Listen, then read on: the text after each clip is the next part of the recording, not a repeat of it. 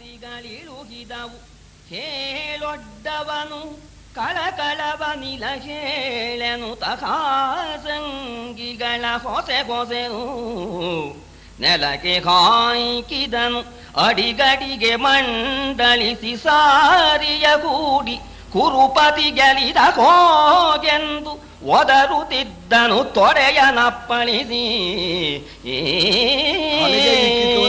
ಹಲಗೆ ಮೇಲೆ ಅಂತ ಹಾಸು ಬದಲು ಹಲಗೆ ಅಂತ ಹಾಕಿದ್ದಾರೆ. ಅದರ ಮೇಲೆ ಬಂಗಾರದ ಕಾಯಿಗಳು ಪಗಡೆಗಳು ಜೋಡಿಸಿಟ್ಟಿದ್ದಾರೆ. ಬಂಗಾರದ ದಾಳ ಅದನ್ನು ಕೈಯಲ್ಲಿ ತಗೊಂಡು ಮಂತ್ರ ಹೇಳ್ತಾ ಹೊಸದು ಅದನ್ನ ಉಜ್ತಾ ಇದ್ದಾನಂತೆ. ಅವನು ಕಪಟ ಮಂತ್ರಗಳನ್ನೆಲ್ಲ ಹೇಳ್ತಾ ಹಾಕ್ತಾನಂತೆ. ನೆಲಕ್ಕೆ ಹಾಕ್ತಾ ಇದ್ದಾನೆ. ಇನ್ನೂ ಆಟ ಪ್ರಾರಂಭ ಆಗಿಲ್ಲ. ಹಾಕ್ತಾ ಇದ್ದಾನಂತೆ ಆ ದಾಳವನ್ನ ಎರಡನ್ನು ಹೊಸತು ನಮ್ ದುರ್ಯೋಧನ ಗೆಲ್ತಾನೆ ಅಂತ ಹೇಳಿ ಧರ್ಮರಾಜನಿಗೊಂದು ಆವೇಶ ಕೊಡಬೇಕು. ಅದಕ್ಕೆ ಕುರುಪತಿ ಗೆಲಿದ ಅಂತ ಹೇಳಿ ದಾಳನ ಉಳಿದು ಬಿಡ್ತಾ ಇದ್ದಾನಂತೆ. ಇನ್ನೂ ಆಟ ಪ್ರಾರಂಭವೇ ಇಲ್ಲ. ಗೆದ್ದ ಅಂತ ಯಾಕೆ ಹೇಳ್ತೀಯೋ, ಗೆದ್ಮೇಲೆ ಹೇಳು ಅಂತಾನೆ.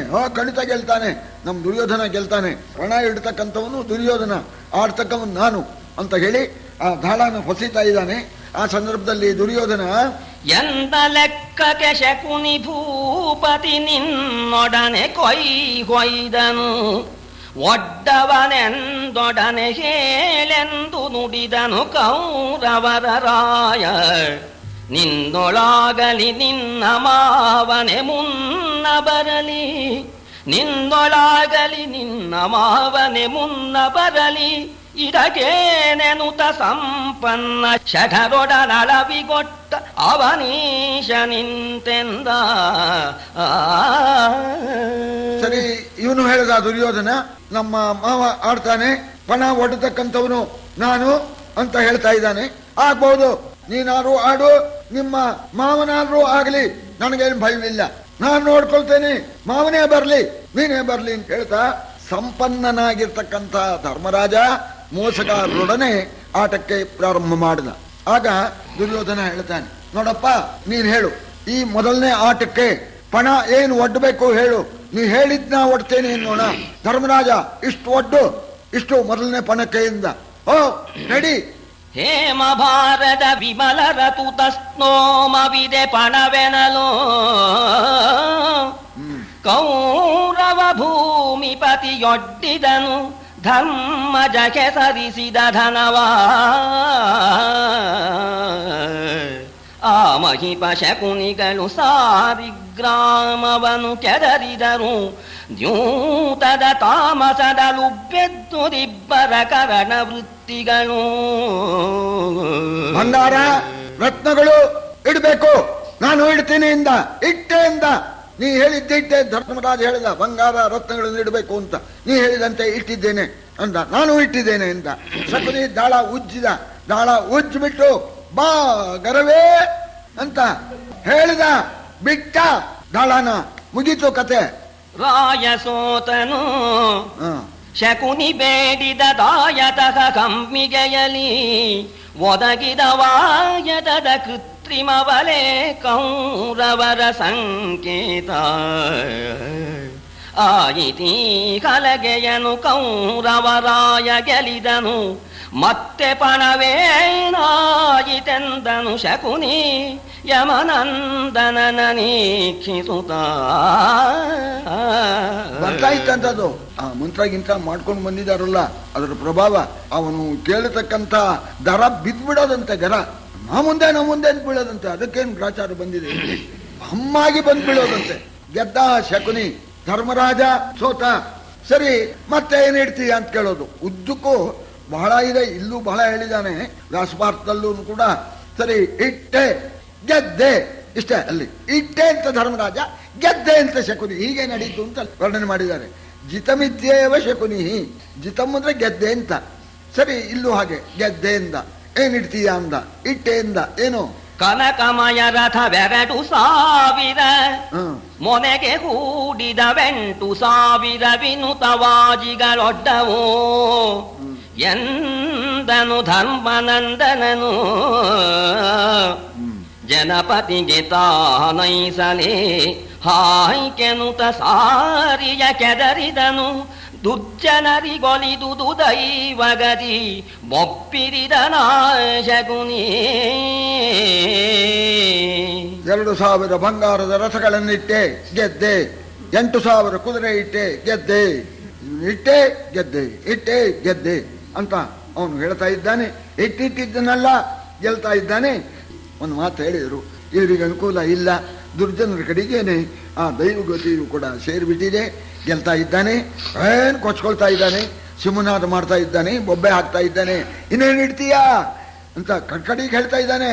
ಇನ್ನೇನು ಆಹುತಿ ಇತ್ತಲೇ ಕೇಳ್ತಾನೆ. ಮುಂದೆ ಇಟ್ಟಿದ್ ಭಸ್ಮ ಅಂತ ಏನು ಆಹುತಿ ಕೊಡ್ತೀಯ ಅಂತಲೇ ಕೇಳ್ತಾನೆ. ಅರಸ ಕೇಳಿ ತುರಗವಿ ರಥ ಕದಿನಿ ಕರವಿ ಸೈನ್ಯ ಹಸ್ತಿನಪುರಿಗೆ ಬಂದುದು ತಮ್ಮ ಕೂಡೆ ವಿನೋದ ಕೇಳಿಯಲಿ. ಈ ತುರಗವು ಈ ರಥ ಕದಿನಿ ಕರವಿ ಸೈನ್ಯ ಹಸ್ತಿನಪುರಿಗೆ ಬಂದುದು ತಮ್ಮ ಕೂಡೆ ವಿನೋದ ಕೇಳಿಯಲಿ. ಕುರುಪತಿಯ ವಶವಾಯಿತು, ಕುರುಪತಿಯ ವಶವಾಯಿತು. ಬಳಿಕಿನ ಮರಿಗುದುರೆ ಮರಿಯಾನೆಗಳನ್ನುಚ್ಚರಿಸಿ ಸಾರಿಯ ಸೋಕಿದಾಗಲೇ ಸೋತನ ಭೂಬಾ. ಪಾಪ ವಿನೋದದಿದ್ದ ಆ ಕುದುರೆಗಳು, ಆನೆ, ಆ ಸೈನಿಕರು, ನಮ್ಮ ಮಹಾರಾಜರು ಅಲ್ಲಿ ಇದಕ್ಕೆ ಗೃಹ ಪ್ರವೇಶದ ಉತ್ಸವಕ್ಕೆ ಹೋಗ್ತಾ ಇದ್ದಾರೆ, ನಾವು ಮಜಾ ಮಾಡೋಣ ಅಂತ ಬಂದರು. ಬಂದಿದ್ದೆಲ್ಲ ಮಜಾ ಹೋಯ್ತು, ಎಲ್ಲ ವಶವಾಯಿತು. ಆ ಬಂದಂಥ ಆ ಸೈನ್ಯ, ಆ ಕುದುರೆಗಳು, ಆ ಬಂಗಾರದ ರಥ, ಮರಿ ಕುದುರೆಗಳು, ಮರಿ ಆನೆ ಎಲ್ಲ ಹೋಗ್ತಾ ಇದೆ. ಹೋಗಿದ್ದು ಒಂದು ಗೊತ್ತಾಗ್ತಾ ಇಲ್ಲ. ಹೋಯ್ತು ಅನ್ನೋಣ, ಅದು ಹೋಗ್ಲಿ, ಇದಿಟ್ಟೆ ಅಂತ ಇದ್ದಾನೆ. ಇದನ್ನ ವಿದುರ ನೋಡ್ತಾ ಇದ್ದಾನೆ. ಬಹಳ ಸಂಕಟವಾಯ್ತು ಈಗ ಅವನಿಗೆ. ಮೊದಲು ಅಲ್ಲಿ ತಾನು ಅಭಿಪ್ರಾಯ ಕೊಡದೇನೆ ಕರ್ಕೊಂಡ್ಬಂದ್ಬಿಟ್ಟಿಯಾನೆ. ಈಗ ಧರ್ಮರಾಜ ಸೋಲ್ತಾ ಇದ್ದಾನೆ, ಆದರೂ ಆಟ ಬಿಡ್ತಾ ಇಲ್ಲ. ಸೋತಷ್ಟು ಧರ್ಮರಾಜನಿಗೆ ಆವೇಶ ಬರ್ತಾ ಇದೆ. ಇದನ್ನು ನೋಡಿದ ವಿದುರ ಅವನಿಗೆ ಬಹಳ ಸಂಕಟವಾಯಿತು. ನಾನೇನೇ ಕರ್ಕೊಂಬಂದು ಅನ್ಯಾಯ ಇವರಿಗೆ ಇಂಥ ಕಷ್ಟ ಕೊಟ್ಟನಲ್ಲ ಅಂತ ಬಹಳ ಸಂಕಟವಾಗಿ ಏನಾರು ಮಾಡಿ ಆಟನ ನಿಲ್ಲಿಸಿಬಿಡ್ಬೇಕು, ಮುಂದಾದರೂ ಒಳ್ಳೇದಾಗಲಿ ಅಂತ ಹೇಳಿ ಆಗ ವಿದುರ ಅಕಟ ಸಾಲದೆ ಜೂಜು, ಅಕಟ ಸಾಲದೆ ಜೂಜು ನಿರ್ಬಂಧಕವೇ ಶಿವ ಶಿವ. ತಾನಿರೆತ್ತಣ ಶಕುನಿ ಎತ್ತಣ ಭರತ ಕುಲದ ಮಹಾಮಹೇಶ್ವರರು ವಿಕಳ ಚೇಷ್ಟೆಯದೇನು ವೃದ್ಧ ಪ್ರಕರಕಿದು ವಿಳಸವೇ,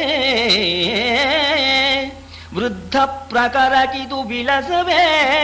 ವಿಘಾತಿಗೆ ಸಕಲ ಜನ ಸಮ್ಮತವೇ, ವಿಘಾತಿಗೆ ಸಕಲ ಜನ ಸಮ್ಮತವೇ ಎಂದನು ಖಾತಿಯನಿ ವಿದುರ.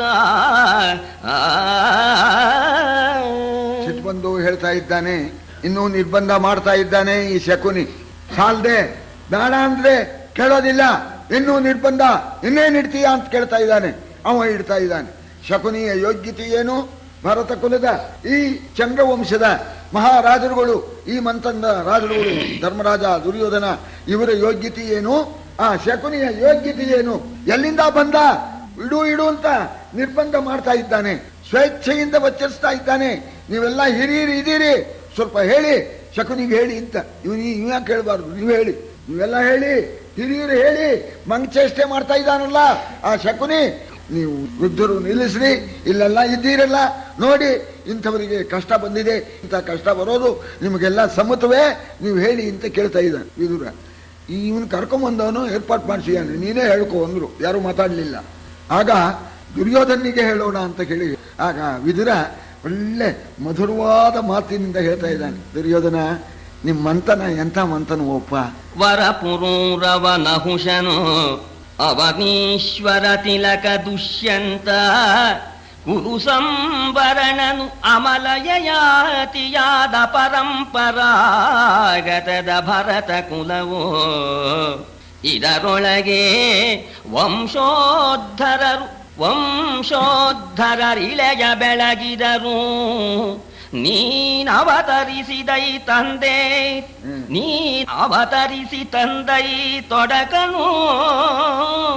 ಎಲೆ ಸುಯೋಧನ ನೀನವತರಿಸಿ ತಂದೈ ತೊಡಕನು ಎಂದನು ಖಾತಿಯಲಿ ವಿದುರ. ಸ್ವಲ್ಪ ಸಂಕಟ ಜೊತೆಯಲ್ಲಿ ಸ್ವಲ್ಪ ಕೋಪ, ಅದರಿಂದ ಹೇಳ್ತಾ ಇದ್ದಾನೆ ಏನು ಮಂಥನ ಅಂತ. ಒಬ್ರಿಗಿಂತ ಒಬ್ರು ಮಹಾನುಭಾವರು. ನಿಮ್ಮ ಮಂಥನದವರ ಒಬ್ಬೊಬ್ಬರ ಆ ಚರಿತ್ರೆ ಏನು ಕೀರ್ತಿ ದಿಗಂತವನ್ನೆಲ್ಲ ವ್ಯಾಪಿಸಿದೆ. ಅಂತಹ ದೊಡ್ಡ ಮಂಥನ, ಮಹಾನುಭಾವರು, ಒಬ್ಬರಿಗಿಂತ ಒಬ್ರು ಮಹಾನುಭಾವರು.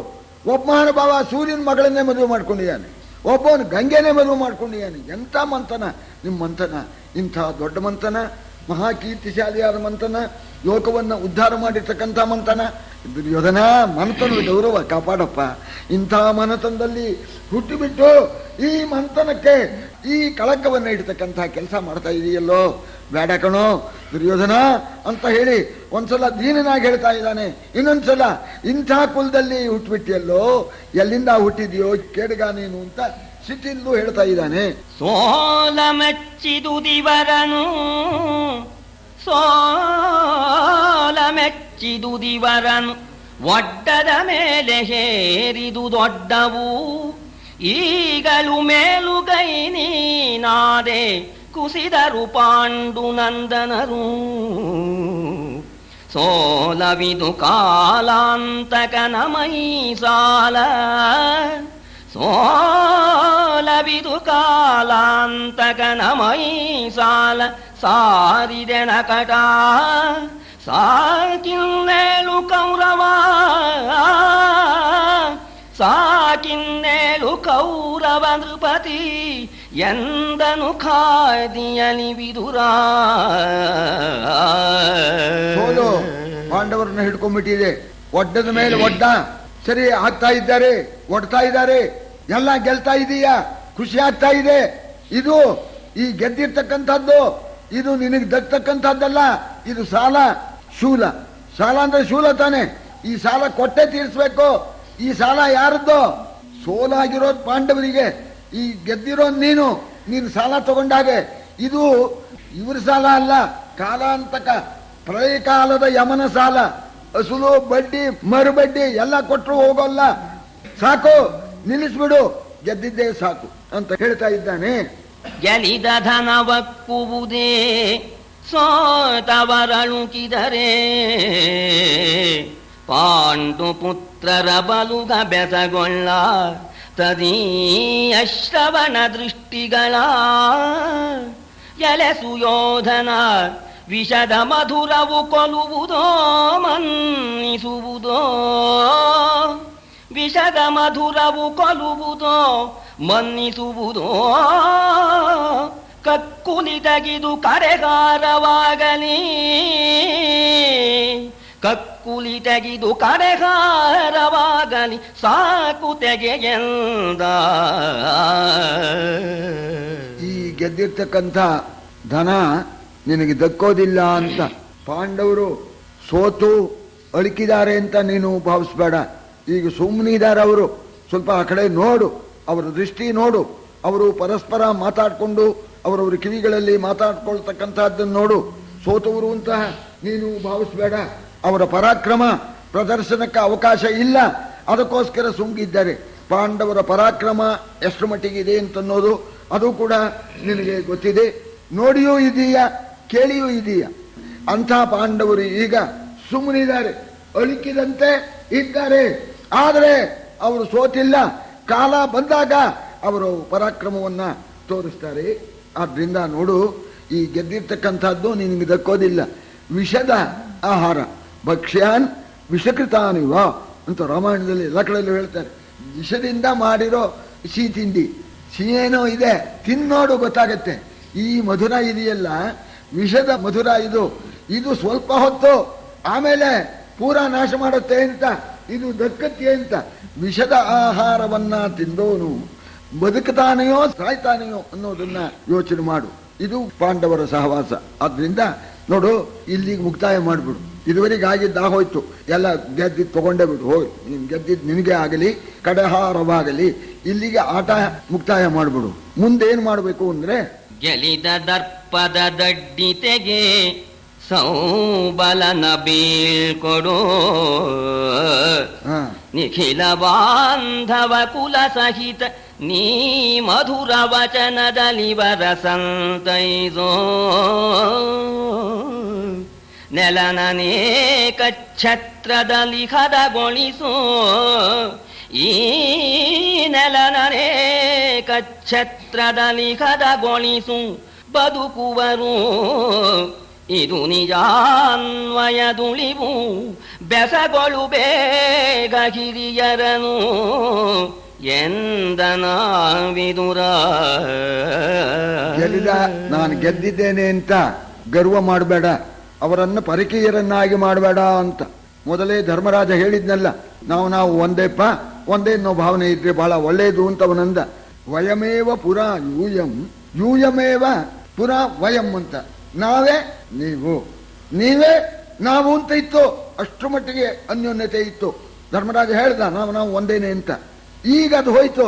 ಇದಾನೀಂ ಅರ್ಥ ಸಂಬಂಧಾತೆ ಯೂಯಂ ಯೂಯಂ ವಯಂ ವಯಂ. ಈಗ ಜೂಜಿಗೆ ಹಚ್ಚಿ ಒಬ್ರು ಸೋತವರು ಒಬ್ರು ಗೆದ್ದವರು ಆದ್ಮೇಲೆ ಯೂಯಂ ಯೂಯಂ, ನೀವು ನೀವೇ ನಾವು ನಾವೇ ಅಂತ ಆಗ್ಬಿಟ್ಟಿದೆ. ಈಗ ಅದಕ್ಕೆ ಅವಕಾಶ ಕೊಡಬೇಡ ಅಂತ ಹೇಳ್ತಾ ಇದ್ದಾನೆ ವಿದುರ. ಹೇಳ್ತಾ ಇದ್ದಾನೆ ಈಗ ಯೂಯಂ ಯೂಯಂ ವಯಂ ವಯಂ ಆಗಿದೆ, ಹಾಗಾಗಬಾರ್ದು. ವಯಂ ಯೂಯಂ ಯೂಯಂ ವಯಂ ಆಗ್ಬೇಕು. ಧರ್ಮರಾಜ ಹಿಂದೆ ಹೇಳಿದಂತೇನೆ ಅದಾಗಬೇಕಾದ್ರೆ ನೀನು ಗರ್ವ ಬಿಟ್ಬಿಡು, ಇದುವರೆಗೆ ಗೆದ್ದಿದ್ದು ನೀನು ತಗೊಂಬಿಡು. ಈಗ ಬಂಧುಗಳ ಸಮೇತರಾಗಿ ಏನೋ ಆಗೋದಾಗ್ಬಿಡ್ತಪ್ಪ, ವಿಷಯಗಳಿಗೆ ಆಗೋಗ್ಬಿಡ್ತು, ಅದನ್ನೆಲ್ಲ ಮನಸ್ಸಿನಲ್ಲಿ ಇಟ್ಕೋಬೇಡ ಅಂತ ಹೇಳಿ ನಿಮ್ಮ ಬಂಧುಗಳ ಸಮೇತ ಪಾಂಡವರಿಗೆ ಒಳ್ಳೆ ಮಾತಾಡಿ ಅವರಿಗೆ ಸಮಾಧಾನವನ್ನು ಮಾಡು. ಮುಂಚೆ ಅವನಿದಾನಲ್ಲ, ಅವನು ಮನೆ ಮುರುಕ, ಅವನ್ ಮುಂಚೆ ಓಡಿಸು. ಆ ಶಕನೀನ ಮುಂಚೆ ಓಡಿಸು. ಬಂಧುಗಳ ಜೊತೆಯಲ್ಲಿ ಪಾಂಡವರಿಗೆ ಸಮಾಧಾನ ಮಾಡು. ಹೀಗೆ ಮಾಡಿದ್ರೆ ಏಕಛತ್ರಾಧಿಪತ್ಯವನ್ನು ನೀನು ಅನುಭವಿಸ್ಬೋದು. ಅಂಥವರು ಪಾಂಡವರು. ನೀನೇ ರಾಜ್ಯ ಆಳು ಅಂತ ಬಿಟ್ಕೊಟ್ಬಿಡ್ತಾರೆ. ನಿನ್ನ ಮಂಥನ ಅಂತ ಮಂಥನ ನೋಡು, ಮಂಥನದಲ್ಲಿ ಕೆಟ್ಟ ಬುದ್ಧಿ ಮಾಡಬೇಡ, ಎಲ್ಲ ಅನ್ಯೋನ್ಯವಾಗಿ ಇರ್ರಿ. ನಾ ಹೇಳ್ತಕ್ಕಂಥ ಮಾತು ಒಳ್ಳೇದೇ ಅಲ್ವೇ ಅನ್ನೋದನ್ನ ಇಲ್ಲಿ ಹಿರಿಯರ ಹತ್ರ ವಿಚಾರಿಸು ಅಂದ. ತಾನು ಒಬ್ಬನೇ ಹೇಳಿದ್ರೆ ಸರಿಯಾಗೋಲ್ಲ ಅಂತ ಹಿರಿಯರ ಹತ್ರ ಕೇಳು, ಇದು ಬದುಕೋ ಮಾರ್ಗ ಅಲ್ವೇ ಅಂತ ಅನ್ನೋದನ್ನ ಹಿರಿಯರಲ್ಲಿ ಕೇಳು ಅಂದ. ದುರ್ಯೋಧನ ಈಗ ಇದ್ರ ಮಾತಿಗೆ ಒಪ್ತಾನೇನು? ಆಗ ಹಿರಿಯರ ಹತ್ರ ಕೇಳು ಅಂದ್ರೆ ಹಿರಿಯರ ಹತ್ರ ಕೇಳೋಕೆ ಹೋಗೋಲ್ಲ. ದುರ್ಯೋಧನ ತಾನೇ ಉತ್ತರ ಕೊಡ್ತಾ ಇದ್ದಾನೆ. ಕೂಳನೆಂಬೆನೆ ಸಕಲ ಕಲೆಗಳ ಬಾಳು ಮನೆಗಡ ನಿನ್ನ ಬುದ್ಧಿ ವಿಶಾಲಮತಿ ನೀನೆಂಬೆನೆ ಜಗದಜ್ಞರಧಿ ದೈವ ಕೇಳಿದೊಡೆಮೆ ಅಹಿತಹಿತವನು ಹೇಳುವುದು ಪಾಂಡಿತ್ಯ ಕೇಳಿದೊಡೆ ಮೇನಹಿತಹಿತವನು ಹೇಳುವುದು ಪಾಂಡಿತ್ಯ ನಿನ್ನನು ಕೇಳಿದವರಾರೆಂದು ಜರೆದನು ಕೌರವರ ರಾಯ.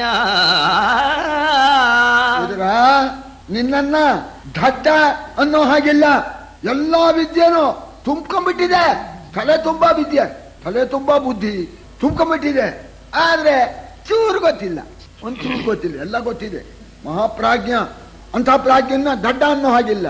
ಬುದ್ಧಿವಂತ ಅಂತ ಅನ್ನೋನು ಪರಮ ದಡ್ಡ. ನೀನು ಒಂದು ಗೊತ್ತಿಲ್ಲ, ಯಾವುದು ಗೊತ್ತಾಗ್ಬೇಕು ಅದು ಒಂದು ಗೊತ್ತಿಲ್ಲ, ಅದು ಬಿಟ್ಟು ಎಲ್ಲ ಗೊತ್ತಿದೆ. ಅಲ್ಲಯ್ಯ, ನಿನಗೆ ಕೇಳಿದ್ವಿ ನಾವು ವಿದುರ, ಈಗ ನಾವು ಮಾಡ್ತಕ್ಕಂಥ ಕೆಲಸ ನಮ್ಗೆ ಒಳ್ಳೇದಾಗತ್ತೆ ಕೆಟ್ಟದಾಗತ್ತೆ, ನೀ ಹೇಳಪ್ಪ, ನೀ ಹೇಳಿದಾಗ ನಾವು ಕೇಳ್ತೇವೆ ಅಂತ ನಿನ್ನ ಕರೆಸಿ ಹೇಳಪ್ಪ ಅಂತ ಕೇಳಿದ್ದೇವೆ. ಯಾತಕ್ಕ ತಲೆ ಹಾರಿದೆ? ಇದು ಒಂದು ಸಾಕಪ್ಪ. ನಿನ್ನ ಯೋಗ್ಯತೆಗೆ ಬುದ್ಧಿವಂತ ಇಂಥ ಕೆಲಸ ಮಾಡ್ತಾನೆ, ಶುದ್ಧ ಹಲ್ಕ. ಕೇಳಿದ್ರೆ ಹೇಳ್ಬೇಕಪ್ಪ. ನಿನ್ ಯಾರ ಕರೆದೋರು? ಇಷ್ಟೆಲ್ಲ ವಿದ್ಯೆ ಗೊತ್ತಿರೋನು ಇಷ್ಟು ಗೊತ್ತಿಲ್ವಲ್ಲ. ಕೇಳದೆ ಇದ್ದವರಿಗೆ ಹೇಳ್ಬಾರ್ದು, ಕರೆಯದೆ ಇರೋ ಕಡೆಗೆ ಹೋಗ್ಬಾರ್ದು.